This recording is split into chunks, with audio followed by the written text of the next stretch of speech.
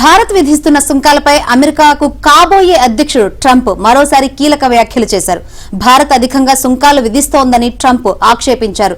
ఇదే ఒరవడి కొనసాగితే తాము కూడా పన్నులు విధిస్తామన్నారు.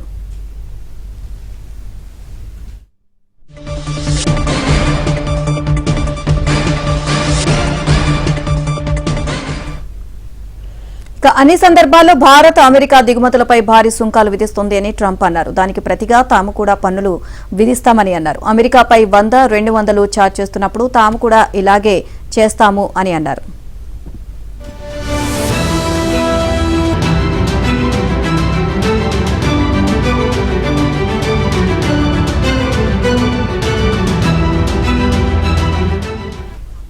అధ్యక్ష ఎన్నికల ముందు కూడా ట్రంప్ పలుమార్లు సుంకాలపై ఇదే తరహా వ్యాఖ్యలు చేశారు. తాను అధికారంలోకి వచ్చిన తర్వాత భారత్, చైనా, బ్రెజిల్ వంటి దేశాలపై అత్యధిక సుంకాలు విధిస్తానని హెచ్చరించారు. ఇప్పుడు మళ్లీ ట్రంప్ ఇలాంటి వ్యాఖ్యలు చేయడంతో అధ్యక్ష బాధ్యతలు చేపట్టిన తర్వాత సుంకాలపై ట్రంప్ ఎలాంటి నిర్ణయం తీసుకుంటారన్నది చర్చనీయాంశంగా మారింది.